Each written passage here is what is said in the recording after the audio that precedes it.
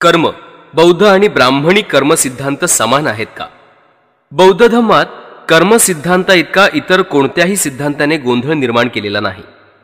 बौद्ध धर्मात त्याचे स्थान कोणते आणि त्याचा विशेष अर्थ काय आहे हे अगोदरच सांगितलेले आहे. अज्ञ हिंदू न समजता केवळ शब्द साम्यावरून असं म्हणतात की बौद्ध धर्म अथवा ब्राह्मणी वा हिंदू धर्म एकच आहे. सुज्ञ आणि सनातनी ब्राह्मणही असंच म्हणतात, परंतु त्यात त्यांचा हेतू अज्ञ बहुजन समाजाची बुद्धिपुरस्सर गैरसमजूत करणे हा असतो.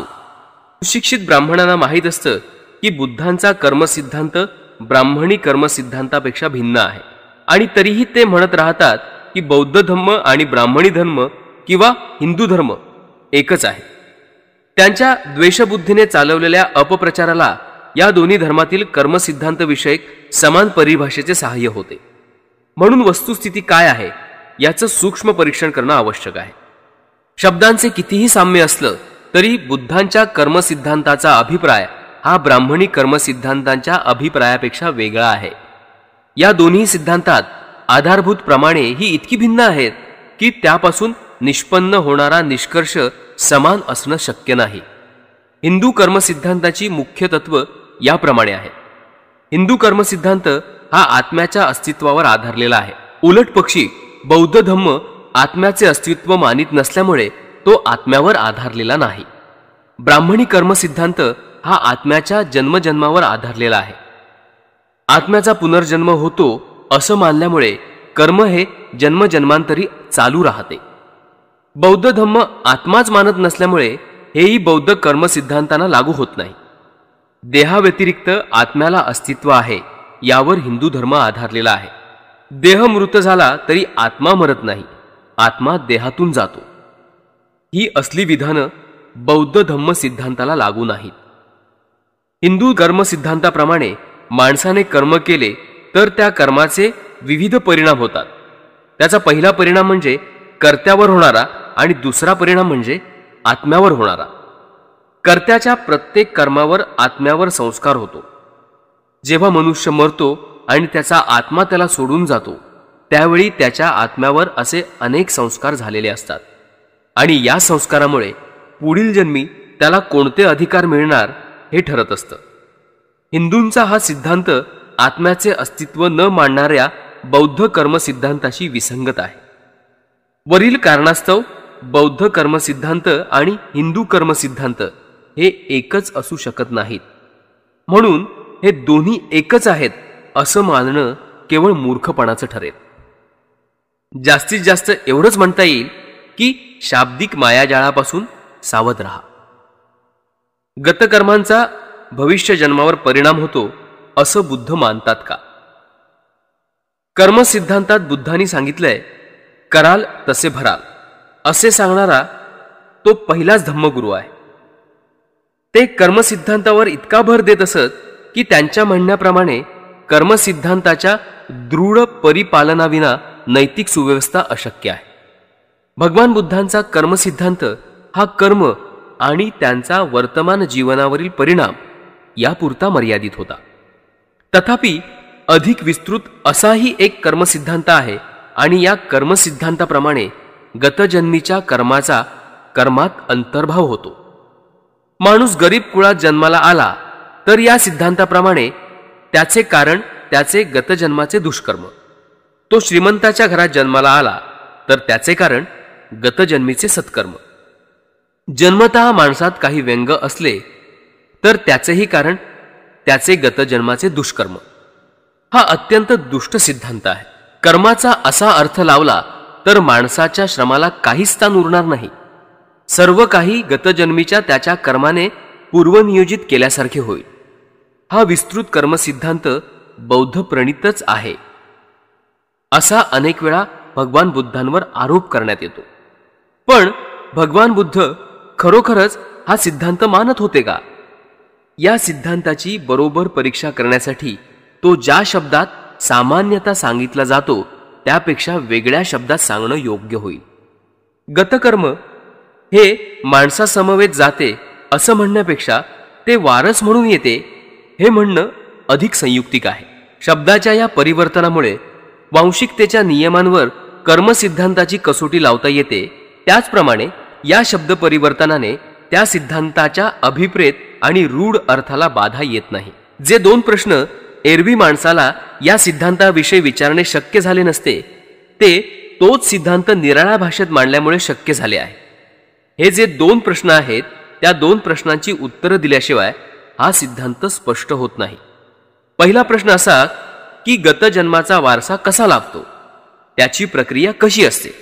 आणि दुसरा प्रश्न असा की वांशिकतेच्या दृष्टीने गतकर्माचे रूप कसे असते, ते वंशानुगत माता पितरांपासून चालत आलेले असते की नंतर स्वतः संपादलेले असते. आपल्या माता पितरांपासून आपणाला काय मिळते? शास्त्र सांगते, जेव्हा वीर्यजंतूंचा गर्भाशयातील अंड्याशी संयोग होतो तेव्हा प्राण्याच्या जीवनाला प्रारंभ होतो. वीर्यजंतूच्या शिराचा अंड्यातील केंद्रातून प्रवेश होणे म्हणजेच उत्पत्तीचा प्रारंभ. प्रत्येक मनुष्य प्राण्याचा उगम हा मातेच्या गर्भाशयातील अंडे आणि पित्याच्या वीर्यजंतू यांच्या संयोगाने म्हणजे दोन सजीव पदार्थांच्या दोन कणांच्या युतीने होत असतो. या विषयासंबंधी चर्चा करण्यासाठी जो यक्ष बुद्धांकडे आला होता, त्याला माणसाची उत्पत्ती माता पितरांमुळेच होते असं बुद्धांनी सांगितलं होतं. त्यावेळी भगवान बुद्ध राजगृहाजवळील इंद्रकर पर्वतावर वास करत होते. यक्ष त्यांच्याजवळ जाऊन म्हणाला, भगवान म्हणतात, पार्थिव आकार म्हणजे जीव नव्हे. मग जीव सशरीर कसा होतो? जीवाला या अस्थी हे जठर कुठून मिळतात? आईच्या गर्भाशयात हा आत्मा कसा लटकलेला असतो? याला भगवंतांनी उत्तर दिलं, प्रथम कलल होतो, नंतर अर्बुद, त्यापासून पेशी वाढते आणि पेशीपासून घन होऊन तो वृद्धी पावत राहतो. या गणात पुढे केस, लव, नखे येऊ लागतात आणि जे काही अन्न पेय आई घेते त्यावरूनच पर्यायाने आईच्या गर्भाशयातील बालक जगते आणि वाढते. हिंदू सिद्धांत मात्र वेगळा आहे. तो सिद्धांत म्हणतो की शरीर वंशानुगत मात्या पितरांपासूनच प्राप्त होते, पण आत्म्याचे तसे नाही. तो शरीरात बाहेरून आत ठेवलेला आहे, अर्थात कुठून, हे काही हा सिद्धांत सांगू शकत नाही. आता गतकर्माचे स्वरूप कसे असते या दुसऱ्या प्रश्नाकडे वळताच एका गोष्टीसंबंधी निश्चिती केली पाहिजे, ती म्हणजे कर्म हा वंशानुगत गुणविशेष समजायचा की स्वतः संपादलेला गुण समजायचा. या प्रश्नाचे उत्तर आल्याशिवाय वंशानुक्रमाच्या शास्त्रीय सिद्धांताची त्याला कसोटी लावता येणार नाही. पण या किंवा त्या दृष्टीने त्याचे उत्तर आले तरी हा कर्मसिद्धांत हा अर्थपूर्ण आहे किंवा अर्थहीन आहे हे ठरवण्यास शास्त्र सहाय्य करू शकेल का? शास्त्रानुसार मूलतः आईबापाचे गुणविशेष उरतात. हिंदू कर्मसिद्धांताप्रमाणे बालकाला त्याच्या आईपासून देहापलीकडे काहीच मिळत नाही. हिंदू सिद्धांताप्रमाणे गतकर्म हे मुलाने आपल्या जन्माबरोबर स्वतः आपण आपल्यासाठी आणलेला वारसा आहे. त्यात आईबापांचा काहीही भाग नसतो. सगळे घटक सर्व बालक आपल्याबरोबरच आणतं. अशा प्रकारचा सिद्धांत बुद्धीला पटणारा ठरत नाही. वर सांगितल्याप्रमाणे बुद्ध असल्या बुद्धविसंगत सिद्धांतावर विश्वास ठेवत नाही. या प्रश्नाचे स्थवीर नागसेनने राजा मिलिंदला उत्तर दिले होते. जर पुनरुत्पत्ती झाली नाही तर तो आपल्या कर्माच्या परिणामापासून मुक्त होतो. जर पुनरुत्पत्ती झाली तर तो मुक्त होणार नाही. राजा मिलिंद म्हणाला, नागसेन, एक उदाहरण देऊन आपलं म्हणणं अधिक स्पष्ट कर. राजा, असं समज, एक मनुष्य दुसऱ्या माणसाचे आंबे चोरतो. चोरणारा शिक्षापात्र ठरतो का? हो. पण दुसऱ्या माणसाने ज्या आंब्याचे बीज जमिनीत लावले होते ते आंबे त्याने चोरलेले नाहीत, मग तो शिक्षापात्र का? कारण त्याने जे आंबे चोरले ते लावलेल्या आंब्याचेच परिणाम स्वरूप होते. त्याचप्रमाणे हे राजा, हे नामरूप चांगले किंवा वाईट कर्म करते आणि त्या कर्मापासून दुसरे नामरूप जन्मास येते, म्हणून पहिले नामरूप आपल्या दुष्कर्मापासून विमुक्त राहू शकत नाही. वा, छान, नागसेन म्हणाला. राजा पुढे म्हणाला, जेव्हा या नामरूपाने कर्म केले तेव्हा त्या कर्माचे पुढे काय होते? ज्याप्रमाणे सावली माणसाला सोडत नाही त्याप्रमाणे गतकर्मही त्याच्याबरोबर जाईल. पण मग ही कर्मे आहेत असं म्हणून कोणाला तरी ती कर्मे दाखवता येतात का? नाही. एक उदाहरण देऊन हे अधिक स्पष्ट कर. वृक्षाला जी फळे अद्याप यावयाची आहेत ती, हे राजा, आपल्याला दाखवता येतील का? ती भावी फळे आहेत किंवा तिथे आहेत असं कोणाला म्हणता येईल का? नक्कीच नाही. त्याचप्रमाणे हे राजा, जोपर्यंत जीवनाचे सातत्य खंडित झालेले नाही तोपर्यंत कृतकर्मे दाखवता येत नाही. वा, खूपच छान, राजा नागसेन उत्तरला. गतकर्मांचा भविष्य जीवनावर परिणाम होतो असं बुद्ध मानतात का? अशा रीतीने बुद्धांचा कर्मसिद्धांत शास्त्राला धरून आहे. पूर्वजन्मीचे कर्म वारसा म्हणून भावी जन्मात प्राप्त होते यावर ते विश्वास ठेवत नव्हते. जन्म हा माता पितरांपासूनच आहे आणि बालकाला जन्मतः जो वारसा लागतो तो त्याच्या आई बापांकडूनच असं बुद्ध मानत असल्यामुळे बालक हे स्वतः वारसा घेऊन येते यावर ते कसा विश्वास ठेवणार? त्याच्या विश्वास संबंधीचे अनुमान स्वीकारले नाही तरी चालेल, कारण या विषयासंबंधी प्रत्यक्ष पुरावा एका सूत्रात आढळतो. ते सूत्र म्हणजे चूळ दुःख खंद सुत्त. या सुत्तात भगवान बुद्ध आणि जैन यांचा संवाद आहे. या संवादात बुद्ध म्हणतात, तुम्ही जर म्हणता की आम्ही पूर्वी पाप केले होते त्याचे आम्ही आपल्या कठोर तपस्येने परिमार्जन करतो. वर्तमान काळात काया, वाचा आणि मन यांचा निरोध केल्यामुळे आमच्या पूर्वजन्मीच्या पापांचा निराश होईल. मग तपस्येने मागील पापांचा निराश झाल्यावर आणि नवी पापकर्मे करावयाचे थांबल्यावर आमचा भविष्यकाळ शुद्ध होतो. भविष्यकाळ शुद्ध केल्याने गतकाळ परिणामहीन होतो. गतकाळ परिणामहीन झाल्याने दुःखाचा निरस होऊ लागतो आणि त्यामुळे दुःखकारक वेदना नाहीशा होतात. दुःखकारक वेदना नाहीशा झाल्यावर दुःख नाहीसे होते. या माझ्या भाषणाला त्या निगट्टाने होकार दिल्यावर मी त्यांना विचारलं, पूज्य माणसानो, तुम्हाला पूर्वजन्म होता किंवा पूर्वजन्म नव्हता हे माहीत आहे का? नाही, आम्हाला काहीच माहीत नाही. गतजन्मी पापामुळे तुम्ही सदोष किंवा निर्दोष होता याबाबत तुम्हाला काही ज्ञान आहे का? नाही, आम्हाला काहीच माहीत नाही. गतजन्मी या किंवा त्या विशिष्ट पापामुळे तुम्हाला दोष लागला होता किंवा नाही हे तुम्हाला माहीत आहे का? नाही, आम्हाला काहीच माहीत नाही. दुसरी गोष्ट अशी की माणसाची स्थिती अनुवंशिकतेपेक्षा त्याच्या भोवतालच्या परिस्थितीवर अधिक अवलंबून असते असं बुद्ध मानतात. देवधम्म सुत्तात ते म्हणतात, काही श्रमण ब्राह्मण अशा मताचे आहेत की जे सुखकर अथवा दुःखकर अनुभव व्यक्तीला येतात ते गतजन्मीचेच परिणाम म्हणून येतात असं ते म्हणतात. गतजन्मीच्या पापकर्माचे परिमार्जन केल्यामुळे आणि नवीन पापकर्मे करण्याचे थांबवल्याने भविष्यकाळात सोसावयाचे काहीच उरत नाही. पापकर्मे क्षय पावतात आणि पापकर्मांचा क्षय झाल्याने दुःखाचा उच्छेद होतो. दुःखाचा उच्छेद झाल्याने वेदना नाहीशा होतात आणि वेदनांचा क्षय झाल्यामुळे अखिल दुःखाचा उच्छेद होतो असं निघट्टांचं म्हणणं आहे. प्राण्यांचे सुखकारक आणि दुःखकारक अनुभव हे जन्मकाळाच्या परिस्थितीवर उद्भवतात असं निघंट म्हणत असतील तर हे त्यांचे म्हणणे दोषास्पद आहे आणि जन्मकालीन परिस्थिती त्याचे कारण नाही असं ते म्हणत असले तरी सुद्धा त्यांचे म्हणणे दोषास्पद ठरते. भगवान बुद्धांची ही विधानं आपल्या प्रश्नांच्या दृष्टीने अत्यंत महत्वाची आहेत. जर बुद्ध गतजन्मीच्या कर्मावर विश्वास ठेवत असेल तर त्यासंबंधी शंका का निर्माण करतात? वर्तमान जीवनातील सुखकर किंवा दुःखकर अनुभव हे परिस्थिती सापेक्ष आहेत असं मानणारे बुद्ध गतजन्मीच्या कर्मावर विश्वास कसा ठेवतील? गतजन्मीच्या कर्मांत सिद्धांत हा शुद्ध ब्राह्मणी सिद्धांत आहे. ते आत्म्याचे अस्तित्व मानतात. आत्म्याचे अस्तित्व आणि पूर्वकर्माचा आत्म्यावर परिणाम होतो असं मानतात.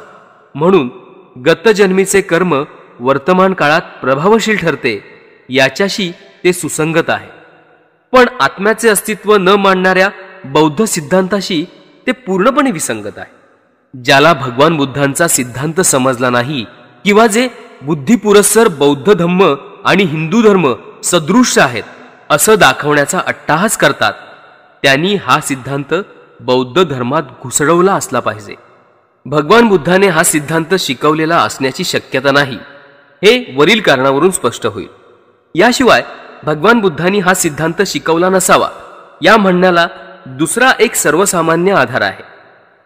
पूर्वकर्म हे भावी जीवनाचे नियंत्रण करते. हा हिंदू सिद्धांत अन्यायमूलक आहे असल्या सिद्धांताचा शोध लावण्याचा हेतू काय असावा? त्याचा एकमेव हेतू शासन अथवा समाज यांना दरिद्री लोकांच्या दुःखस्थितीच्या उत्तरदायित्वातून मुक्त करणे हा असावा. नाहीतर असल्या अमानुष आणि बुद्धिविसंगत सिद्धांताचा शोधच लागला नसता. महाकारुणिक हे ज्याचे बिरुद प्रसिद्ध आहे तो असला सिद्धांत उचलून धरेल अशी कल्पनाही करवत नाही. अहिंसा, अहिंसेचे भिन्न अर्थ आणि तिचे आचरण. अहिंसा म्हणजे जीवहिंसा न करणे हा बुद्धांच्या शिकवणुकीचा अत्यंत महत्वाचा भाग आहे. करुणा आणि मैत्री या दोहोंशी तिचा जिव्हाळ्याचा संबंध आहे. तथापि असा एक प्रश्न विचारला जातो की बुद्धप्रणित अहिंसा ही सर्वकालीन अनुलंघ्य असे कर्तव्य होते की ती प्रसंग सापेक्ष होती. जे लोक भगवान बुद्धांची शिकवणूक मानतात त्यांना तिला सर्वकालीन अनुलंघ्य असे कर्तव्य मानणे कठीण जाते. ते म्हणतात की सर्व काळ अहिंसेनेच वागले तर पुष्कळ वेळा सतचे असतला आणि गुणाचे दुर्गुणाला बलिदान द्यावे लागते. या प्रश्नाचे अधिक स्पष्टीकरण करणे संयुक्तिक होईल. अहिंसा या विषयाने पुष्कळच गोंधळ निर्माण केलेला आहे.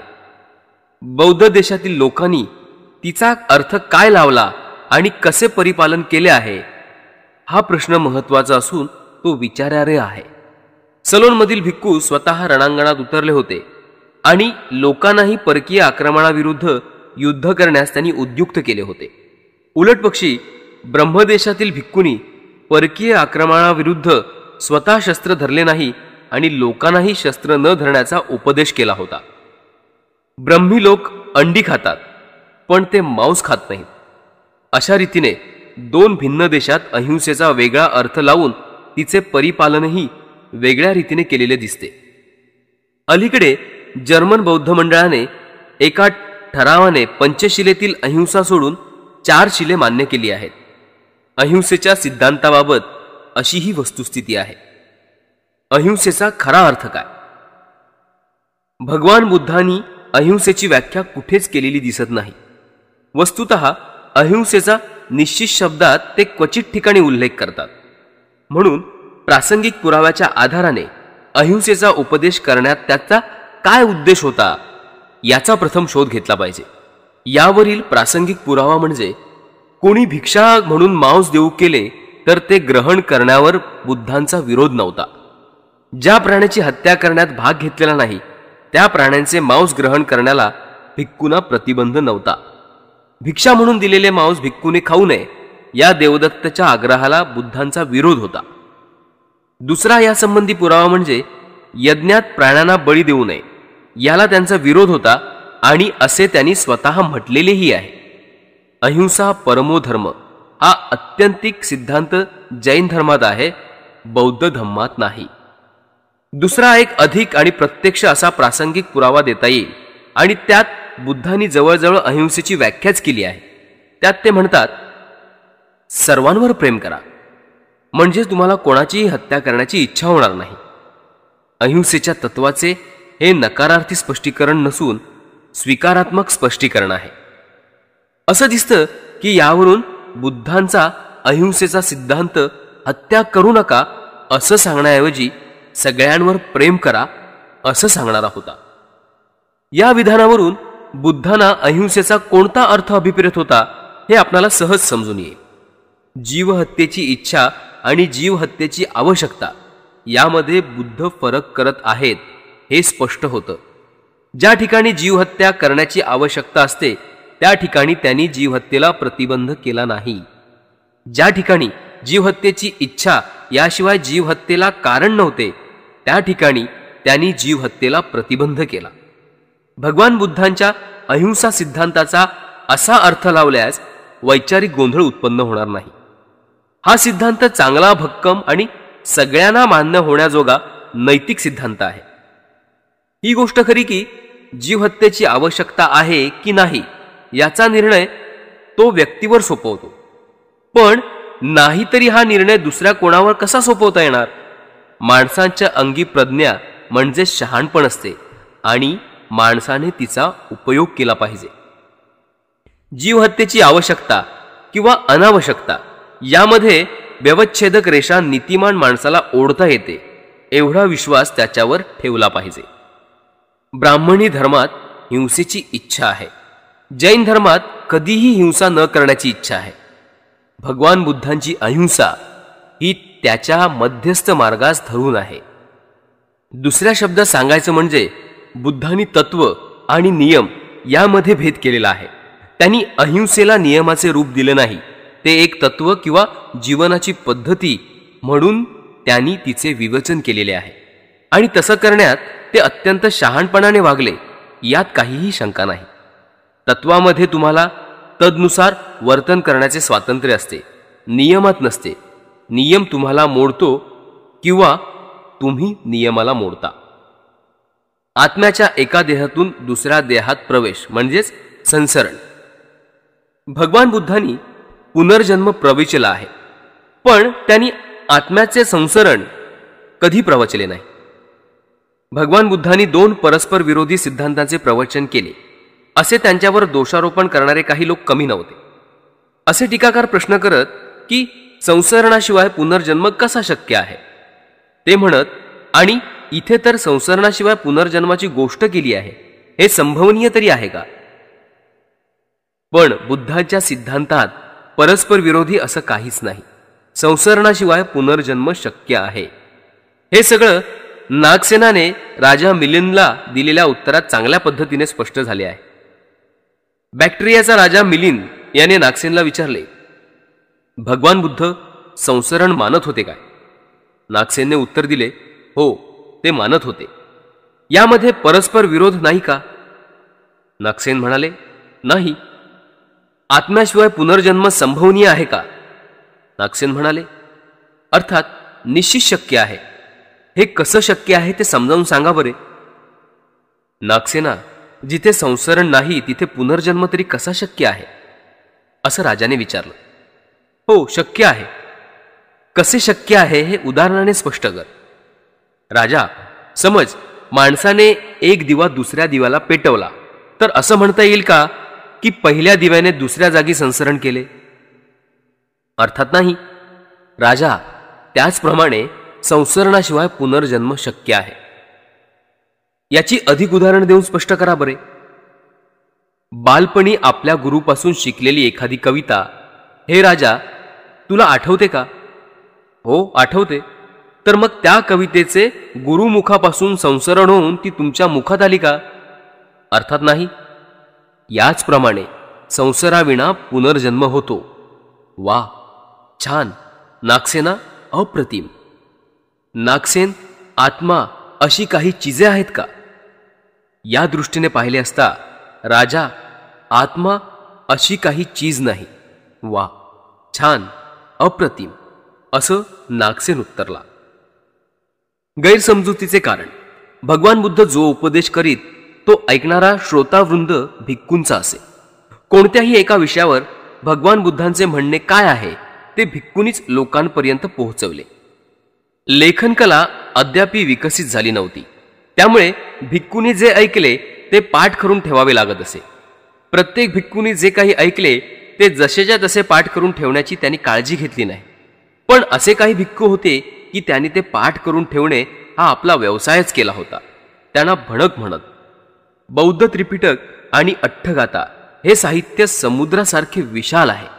हे सगळं पाठ करणे हे काम म्हणजे असाधारण काम आहे. पुष्कळ वेळा भगवान बुद्धांनी जो उपदेश केला त्याचे वृत्तांत कथन यथातथ्य झालेले नाही. भगवान बुद्धांच्या जीवनकाळी त्यांच्या उपदेशाचे गैरकथन झाल्याच्या गोष्टी आपणाला ऐकिवाला येतात. उदाहरण म्हणून अशा 5 स्थळांचा उल्लेख करता येईल. पहिला उल्लेख अलक दुदुमप सुत्तात आहे. दुसरा महाकम्म विभाग सुत्तात. तिसरा कन्नकट्ठल सुत्तात. चौथा महानंग संखय्य सुत्तात आणि 5वा जीवन सुत्तात आहे. अशा प्रकारे तथागतांच्या उपदेशाचे गैरनिवेदन कदाचित अनेक स्थळी झालेले असावे, कारण भिक्खू भगवान बुद्धांपाशी जाऊन अशा प्रसंगी आम्ही काय करावे असं विचारताना आढळतात. कर्म आणि पुनर्जन्म या विषयासंबंधी विशेषतः बुद्ध उपदेशाचे निवेदन अनेक वेळा वस्तुस्थितीला सोडून झालेले आहे. कर्म आणि पुनर्जन्म या विषयांच्या सिद्धांतांना ब्राह्मणी धर्मातही स्थान आहे. याचा परिणाम असा झाला की ब्राह्मण सिद्धांत सहजगत्या बौद्ध धर्मात घुसडता आले. यासाठी त्रिपिटकामध्ये जे बुद्धवचन म्हणून मानले गेले ते बुद्धवचनच आहे असे मानताना फार सावधगिरी राखली पाहिजे. यासंबंधी एक कसोटी विद्यमान आहे. भगवान बुद्धांच्या बाबतीत एक विधान निश्चितपणे करता येते की बुद्धीला विसंगत आणि तर्काला सोडून आहे ते बुद्धांचे नव्हे, म्हणून इतर गोष्टी यथायोग्य असून जे जे बुद्धीला आणि तर्काला धरून असेल ते ते बुद्धवचन मानायला प्रत्यवाय नाही. दुसरी गोष्ट अशी की जी चर्चा मनुष्याच्या कल्याणाला पोषक नाही अशा चर्चेच्या फंदात भगवान बुद्ध कधीच पडत नाहीत. म्हणून जे जे माणसाच्या कल्याणाला पोषक नाही ते बुद्धांच्या नावावर खपवले जात असले तरीही वस्तुतः ते बुद्धवचन म्हणून म्हणता येणार नाही. तिसरीही एक कसोटी आहे, तीही की भगवान बुद्धांनी ज्या विषयासंबंधी ते निश्चित आहेत आणि ज्या विषयासंबंधी ते निश्चित नाहीत अशी विषयांची दोन प्रकारात वर्गवारी केली होती.